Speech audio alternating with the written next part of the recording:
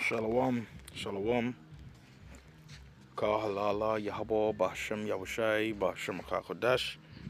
Double honors to the elders and the apostles of Great Millstone. And salutations to you, brothers who's pushing the truth in the four corners, the highways and byways. Again, our praises to Yahweh, Bashem, Yahushai, Bashem, Akakodash. Abrakatam.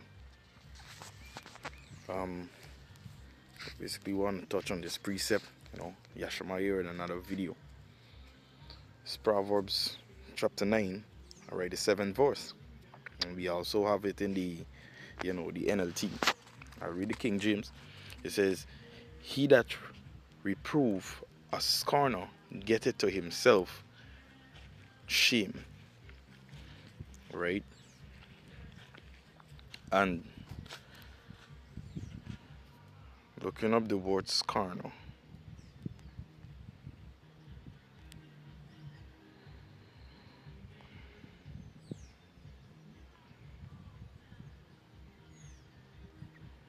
right?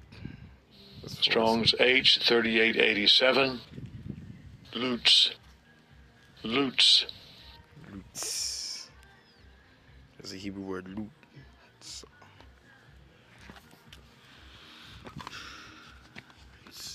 Alright, so it says here, to scorn, make mouths at, talk arrogantly, to boast, to scorn, to mock, deride, to interpret language, interpreter, ambassador.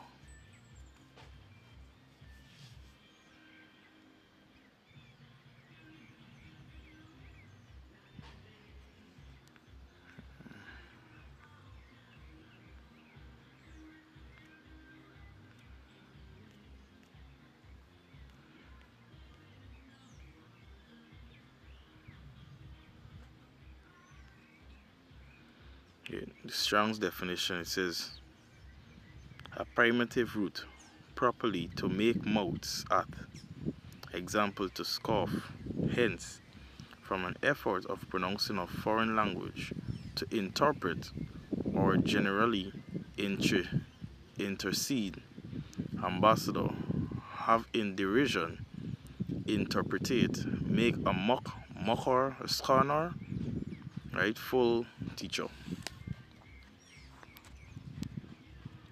Alright, so going back, it says here to Salakio, Proverbs chapter 9 and the verse 7, it says, "He that reprove or scorner getteth to himself," right, shame. Alright, so the scorner is one who mouth back, he talk back rather than to humble himself, rather than to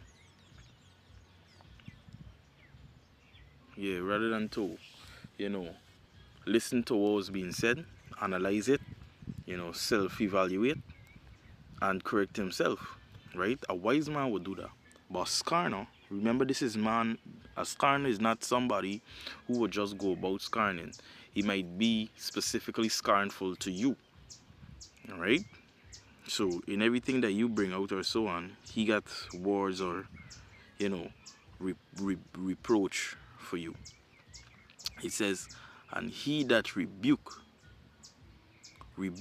a wicked man getteth himself a blot.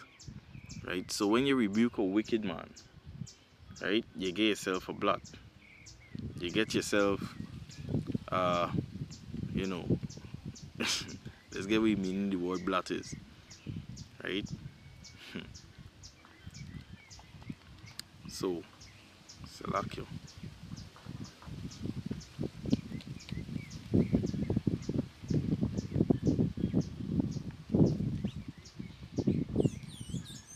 Blood, right? Strong's H 3971. Moom. It says a blemish, spot, a defect, a physical defect of moral stain. Right?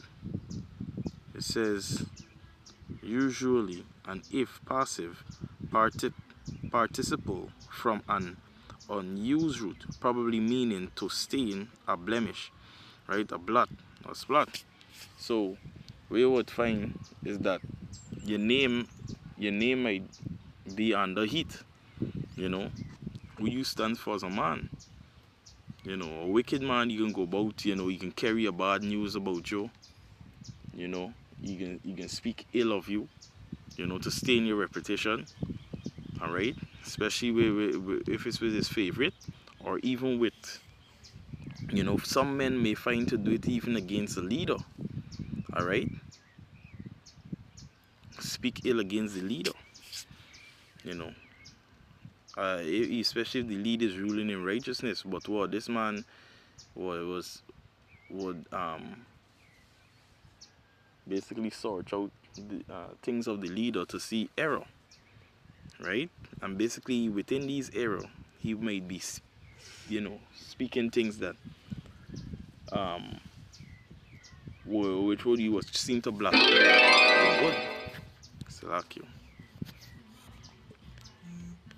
Alright? Verse 8. It says, reprove not a scorner, lest he hate thee. Right? So reprove not a scorner, lest he hate thee.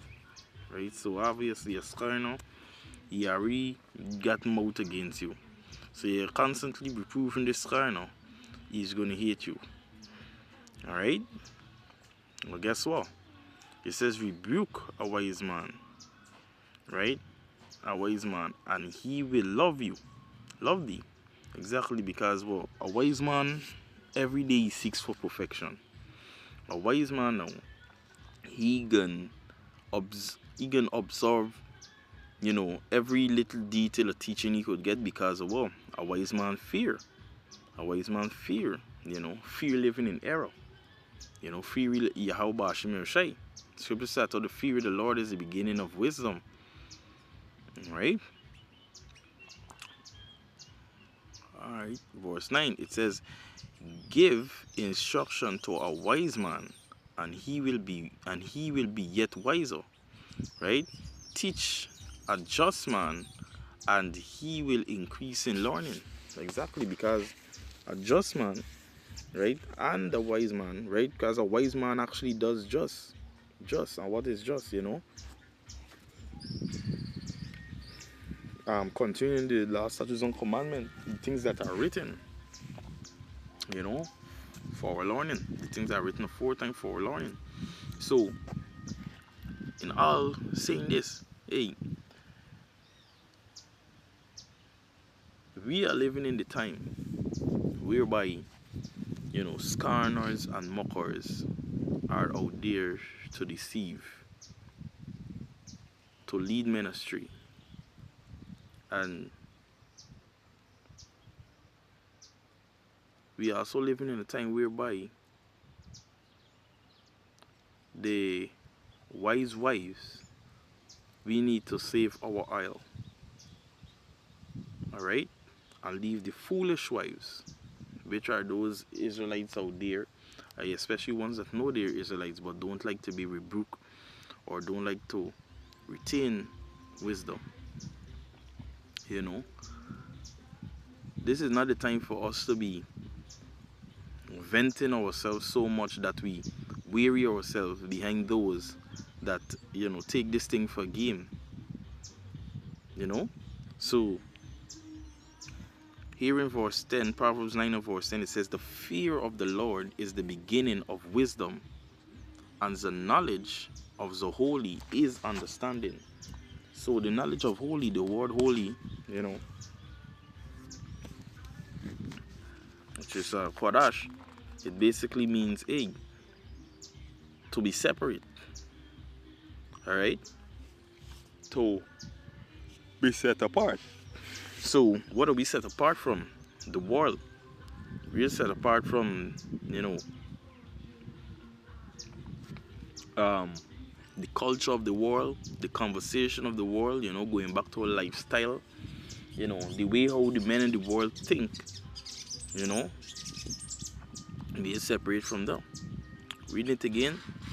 It says the fear of the Lord is the beginning or the theory of Yahweh Bahasham Yahushai is the beginning of wisdom, and the knowledge of the holy is understanding. Alright? And what's the understanding? The understanding is basically, what we retain from these scriptures. And we could only receive the understanding once Yahweh Hashem Yahushai is dealing with us. Alright? Once Yahweh Hashem Yahushai is dealing with us, and he only deals with the meek and the lowly at heart. Alright? Anyway, with that, I hope this lesson was edifying and exhorting. I want to give all praise to Yahweh, Bahasham Yahushai, Bahasham Chachodash. Double honors to the elders and the apostles of Great Millstone. And salutations to you brothers who's pushing the truth, the four corners, the highways and byways, and to you sincere cohort that's listening in silence and fear. Shalom.